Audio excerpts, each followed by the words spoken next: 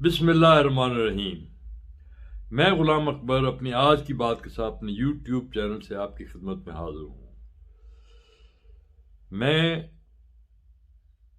نے ابھی تک مچ سانے یا مچ کے واقعے کے بارے میں کوئی گفتگو نہیں کی۔ میں نے سرسری طور پر شاید ذکر کیا ہو، لیکن اس پر میں نے اپنی رائے کا اظہار کرنے سے اعتراض کیا ہے، کیونکہ اس میں کچھ ایسے تلخ حقائق ہیں بنا جن پر روشنی ڈالنا شاید مناسب نہ ہو۔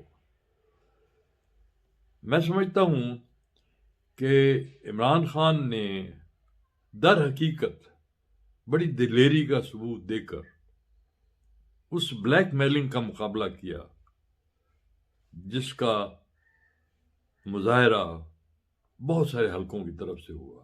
میں نے گفتگو سنی ہے، ہمارے علماء جو ہمارے شیعہ بھائی ہیں، مجلس بیت المسلمین یہی نام ہے غالباً اس کے نمائندے یا اس کے امیر تھے، میں زیادہ نہیں غور کر سکا، لیکن وہ گفتگو جس انداز میں کر رہے تھے اس سے یہ لگتا تھا کہ اگر وزیر اعظم تدفین میں وہاں شامل نہ ہوئے اور انہوں نے ان کے رنج و غم میں شرکت نہ کی براہ راست خود اپنی ذات کے ساتھ، تو شاید انسانیت جو ہے وہ دم توڑ جائے گی۔ مطلب اس قسم کی گفتگو کر رہے تھے وہ۔ دیکھیں، پہلی بات جو میں یہ کہنا چاہتا ہوں کہ ہمیں یہ نہیں پتا کہ قاتل کون تھے۔ انہوں نے مقتولین کو کیوں قتل کیا؟ کیا اس لیے کہ قاتل جو تھے وہ سنی تھے اور مقتولین شیعہ تھے؟ یہ ایک مفروضہ ہے جس پہ شاید کچھ لوگوں نے کا ایمان بھی ہو، یا پھر یہ کہ مقتولین صرف ٹارگٹس تھے، ٹارگٹس ان دہشت گردوں کے جو پاکستان کو ڈی سٹیبلائز کرنے کے درپے ہے۔ میں سمجھتا ہوں کہ جو لوگ بھی پاکستان کو ڈی سٹیبلائز کرنے کے پیچھے سفارہ ہو چکے ہیں، وہ صرف لوگ نہیں، ملک کو ہیں، اس میں افراد بھی ہیں، ہمارے ملک کے کچھ لوگ اس میں شامل ہیں، ہماری پارٹیوں کے لوگ اس میں کچھ شامل ہیں۔ میں ان کا نام لے بھی سکتا ہوں، لوں گا بھی۔ پی ڈی ایم کیا چیز ہے؟ پی ڈی ایم میں کہ آپ اجزائے ترکیب دیکھیں، کیا آپ کو پتہ ہے سرخ پوشن کتنی مخالفت کی تھی پاکستان کے قیام کی؟ آپ کو معلوم ہے کہ عبدالصمد اچکزئی نے کتنی شدت کے ساتھ مخالفت کی تھی پاکستان کے قیام کی؟ کیا آپ نہیں جانتے کہ مولانا فضل الرحمان جس عقیدے سے عقیدہ نہیں میں کہوں گا، مکتب فکر کہہ لیجئے سے تعلق رکھتے ہیں، انہوں نے قائد اعظم کے بارے میں کیا کیا الفاظ استعمال کرتے تھے اور انہوں نے پاکستان کی کتنی مخالفت کی تھی؟ یہ سب لوگ، اور پھر بدقسمتی سے جو لوگ ہمارے حکمران رہے، وہ دو جماعتیں تو ہماری 1/2 صدی تک حکمران رہیں اس ملک میں، مسلم لیگ نون اور پیپلز پارٹی۔ میں اسے بے کہوں، بھٹو کہہ لیجیے، بے نظیر کہہ لیجیے، یہ بے اور نون کا چکر ہے، یہ جماعتیں نہیں ہیں۔ اب تو یہ جماعتیں، بھٹو نے جو پارٹی بنائی تھی وہ واقعی جماعت تھی، اور شاید وہ اب بھی کارکنوں کی حد تک موجود ہے، لیکن یہ تو پراپرٹیز بن گئے، پرائیویٹ لمیٹڈ کمپنیز ہیں۔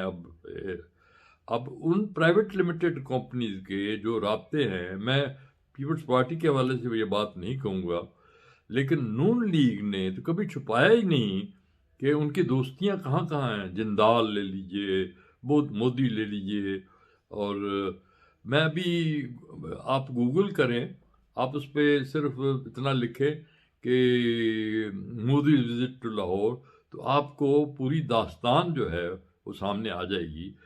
تو مودی کے بارے میں کون نہیں جانتا کہ وہ پاکستان کے وجود کو ختم کرنے کے درپے ہیں۔ ان کا بس چلے تو تو آج پاکستان پر حملہ کر دے، اسے ہڑپ کر لے، لیکن اس کا بس نہیں، وہ جانتا ہے کہ پاکستان بہت بڑی طاقت بن چکا ہے۔ یہ ہم حالت جنگ میں ہیں، اس میں کوئی شک نہیں ہے۔ یہ جو ہائبرڈ وار، 5th جنریشن وار کی باتیں کی جاتی ہیں، یہ اس سے بھی آگے ہوگی، 6th جنریشن بھی شاید ہو۔ شاید ایک ایسا وقت بھی آئے کہ جب ہماری کابینہ میں ایسے لوگ آئیں جو ہدایات نئی دلی سے لے رہے، خدا نہ کرے کہ ایسا وقت آئے، لیکن ایسا وقت آتا رہا ہے ہماری تاریخ میں۔ ابن القمی کون تھا؟ وزیر اعظم تھا بغداد کا۔ وہ کس کے ساتھ اس کی کمیونیکیشن تھی؟ ہلاکو خان کے ساتھ سودا ہوا تھا بغداد کا۔ لیکن یہ کتنی بڑی بدقسمتی کی بات ہے کہ ہماری تاریخ میں یہ ایک دفعہ نہیں ہوا، کئی دفعہ ہوا ہے۔ ابو عبداللہ نے غرناطہ کی چابیاں، وہ حاکم تھا غرناطہ کا، اس نے الحمرا کی چابیاں خود اپنے ہاتھوں سے ایزابیلا اور فرڈیننڈ کو دی تھی۔ تو یہ لوگ جو اب حکومت کھو چکے ہیں، اب وہ اس امید پر بیٹھے ہیں کہ اگر عمران خان کی حکومت گر جائے کسی نہ کسی طریقے سے تو ہم واپس اقتدار میں جا سکتے ہیں، کیونکہ اور کوئی آرگنائزڈ پارٹی ہے نہیں۔ اگر پی ٹی آئی ختم ہو جائے کسی طرح سے، کوئی معجزہ ہو جائے۔ لیکن بات یہ ہے کہ معجزے جو ہونے تھے وہ ہو چکے۔ ایک معجزہ تھا کہ میاں نواز شریف جیسے ذہنی کیپبلٹی، صلاحیتوں کا آدمی وزیر اعظم 3 مرتبہ اس ملک کا بنا، اور یہ بھی معجزہ تھا کہ زرداری صاحب اس ملک کے صدر بن گئے۔ معجزہ تھا۔ یہ معجزے ہو چکے، اب یہ معجزے نہیں ہوں گے۔ اب ان معجزوں کا وقت نہیں رہا، کیونکہ بہرحال پاکستان کو خدا نے بنایا تھا، اور اس لیے نہیں بنایا تھا کہ ان لوگوں کی شکار گاہ بن جائے۔ اس کے بارے میں کہا تھا کہ یہ ایک تجربہ گاہ ہوگی، کہ لیبارٹری ہوگی۔ یہ قائد اعظم کے الفاظ ہیں، جس میں اسلامی فلاحی مملکت کا بنانے کا تجربہ کیا جائے گا۔ وہ وقت ابھی تک نہیں آیا۔ عمران خان نے وعدہ کیا ہے قوم سے کہ وہ پاکستان کو در حقیقت اس راستے پر ڈالیں گے جس راستے پر اسلامی ریاست مدینہ بنائی جا سکتی ہے۔ مجھے 100% یقین ہے کہ وہ ایسا کرنا چاہتے ہیں اور کر گزریں گے، اگر اللہ تعالیٰ نے ان لوگوں کو جو اس کے راستے میں مزاحم ہیں سبق دینے کا فیصلہ کر لیا۔ اور میرے خیال میں اللہ تعالیٰ اب ان کا انجام قریب سے قریب تر لا رہا ہے۔ مجھے دکھ صرف اس بات کا ہے کہ ہمارے جو صحافی حضرات ہیں، انہوں نے اس پہ یہ جو واقعہ ہوا ہے اس کو اتنا لمبا کوریج کیوں دیا؟ کس بنیاد پہ؟ کیا وجہ تھی؟ دیکھیے، دہشت گردی کے واقعات 70,000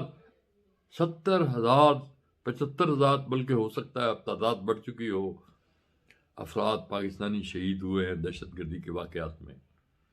اس میں سنی بھی تھے، اس میں شیعہ بھی تھے، اس میں شاید ہمارے سٹیزنز جو ہیں نا، اقلیتی جماعتوں کے لوگ بھی ہوں، وہ دہشت گردوں کا نشانہ بنے ہیں، دہشت گردی کا نشانہ بنے ہیں۔ اور دہشت گرد جو ہوتے ہیں ان کو تو نام بھی معلوم نہیں ہوتے جن کو وہ مارتے ہیں، وہ صرف مارنے کے لیے آتے ہیں اور مار کر چلے جاتے ہیں۔ ان کا کام اتنا ہی ہوتا ہے۔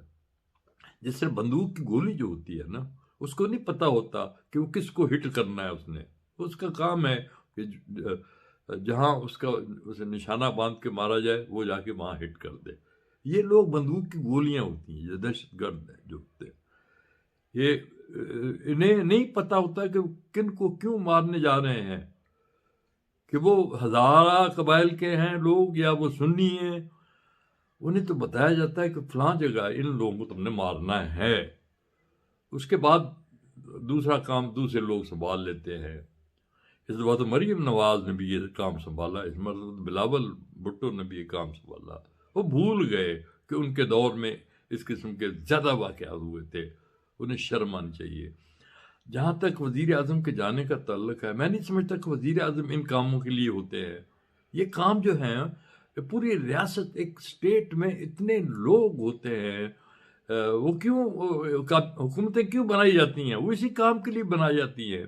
اب وزیر اعظم ریلوے کا انجن تو نہیں چلائیں گے، یا وزیر اعظم جا کے یہ اسٹیٹ میں کھل کے بات کرنا چاہتا ہوں، یہ جو پبلسٹی اسٹنٹ سے پہلے جو پبلسٹی کے جو اسٹنٹ، مجھے یاد ہے وزیر اعظم جب تھے میاں نواز شریف کسی گاؤں میں، کسی قصبے میں کسی لڑکی بیچاری کی عصمت دری ہو جاتی تو وہ پہنچ جاتے تھے وہاں، باقاعدہ وہاں مجلس لگاتے تھے، اور بلکہ اس سے اظہار ہمدردی کرتے تھے، اور بیٹی کوئی بات نہیں، ایسا ہو جاتا ہے، ہم تمہارے ساتھ ہیں.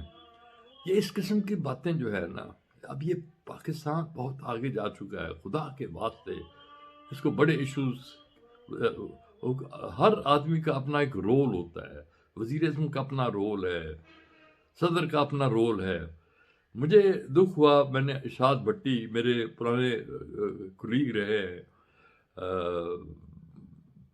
چیف رپورٹر تھے الاخبار کے، انہوں نے کہا کہ 6 دن تک ان کا کلیجہ نہیں پھٹا عمران خان کا، اور یہی کلیجہ پھٹنے کی باتیں تمام مسلم لیگ نون کے وہ لوگ کر رہے ہیں جنہوں نے ماڈل ٹاؤن میساکر میں، میرے خیال میں پاکستان کی تاریخ میں اس سے زیادہ شرمناک انسانیت دشمنی نہیں ہوئی، اور اس کی ذمہ داری جو ہے نا آج تک کسی نے نہ متعین کی ہے نہ قبول کی ہے. تو میں اپنے ہزارہ قبائل کے بھائیوں سے کہتا ہوں کہ یہ ان کی شہادتیں اس وجہ سے نہیں ہوئیں کہ وہ شیعہ تھے، اس وجہ سے ہوئی کہ وہ نشانے پر تھے، اور نشانے پر اس لیے تھے کہ عمران خان نشانے پر ہے. اور عمران خان نے میرے خیال میں ایک بہت مدبرانہ فیصلہ کیا، وہ نہیں گئے. اگر وہ چلے جاتے تو ایک روایت بن جاتی اس ملک میں. ہر آدمی، اب دیکھیں اس ملک کو، کسی بھی ملک کو مفلوج کرنے کے لیے یہ کتنا آسان نسخہ ہے کہ آپ سڑکیں بند کر دیں، آپ پوری اکنامک لائف ختم کر دیں. بھئی عوام نے کیا جرم کیا ہے؟ تم لوگ ٹھیک ہے، تمہارے دکھ میں ہم شریک ہیں، لیکن اس کا مطلب یہ نہیں ہے کہ تم کروڑوں لوگوں کے دکھوں کا باعث بن جاؤ. تمہیں شرم آنی چاہیے تھی یہ جن لوگوں نے فیصلہ کیا. میں سمجھتا ہوں کہ عمران خان نے یہ وضاحت نہیں کرنی چاہیے تھی. بلیک میلنگ انہوں نے بھی کی جنہوں نے یہ لاشیں وہاں رکھی تھی. یہ کام کیا ہم مسلمان نہیں ہیں؟ ہمارا کام ہے کہ جو لوگ شہید ہوئے انہیں دفنا دیا جائے. کبھی ایسی مثال ملتی ہے ہماری تاریخ میں؟ میں بہت دکھ کے ساتھ یہ بات کہنا چاہتا ہوں کہ ہمارے پیشے میں، یعنی ہمارے پروفیشن میں پیشہ ہی، اب تو یہ پیشہ ہی بن گیا ہے ویسے، پروفیشن میں کچھ لوگ ایسے ہیں جو فرسٹریشن کا شکار ہے، کہ ہر ایک کو کوئی نہ کوئی فرسٹریشن ہے. میں بات اینکر پرسنس اور تجزیہ کاروں کی کر رہا ہوں کہ ہر ایک کو یہ خواہش ہوتی ہے کہ انہوں نے عمران خان نے ان کو اپنی قربت کیوں نہیں نوازا. یہ فرسٹریشنز ہیں، یہ خواہ وہ میں نام نہیں لوں گا، یہ لوگ فرسٹریٹڈ لوگ ہیں، ان کے اپنے خواہشات ہیں، اور ان خواہشات کی تکمیل نہیں ہوتی تو وہ اس کا بدلہ جو ہے وہ اس طرح سے یہ تلخ اور تند و تیز اور بدقسمتی سے سرکاسٹک باتیں کرتے ہیں. کچھ لوگ ایجنڈے پہ ہوتے ہیں. میں اپنے بھائی ہارون رشید کی بات دیکھیں. ہارون رشید جو ہے نا، وہ کسی زمانے میں عمران خان کے سائے کے ساتھ جڑے رہتے تھے، اور مجھے یاد ہے کہ میرے خاندان میں ایک شادی تھی جس میں عمران خان آئے تھے، اس میں ہارون رشید بھی تھے. ہارون رشید مجھے دیکھ کے وہاں بڑے کہ آپ یہاں کیسے؟ میں نے کہا یہ میرا فیملی میں میرج ہو رہی ہے، اور اس کے وہ مہمان ہیں. تو وہ عمران خان کی طاق میں تھے کہ عمران خان سے ملاقات کرنا چاہتے تھے. جیسے ہی وہ عمران خان اٹھے، ان کے پیچھے پیچھے بھاگے. میں نے اگلے 2 روز پوچھا خان صاحب سے کہ ہارون صاحب کو آپ سے کیا کام تھا؟ خان صاحب نے کہا دیکھیں میں پراپرٹی ڈیلرز نہیں ہوں، مجھ سے پتہ نہیں لوگ کیا کیا توقعات رکھتے ہیں. میں یہ بات تلخ بات کہنا چاہتا ہوں. ہارون آپ کو یہ کام نہیں کرنے چاہیے، آپ کو عمران خان کو اس طرح ٹارگٹ نہیں کرنا چاہیے۔ میں نے پرسوں آپ کا پروگرام دیکھا، آپ نے کہا جی یہ ٹھیک ہے کہ عمران خان رشوت نہیں لیتے، عمران خان کرپشن نہیں کرتے، تحفے قبول کرنے میں انہیں کوئی یار نہیں ہے۔ جس انداز میں آپ نے یہ بات کہی، آپ کو شرم آنی چاہیے۔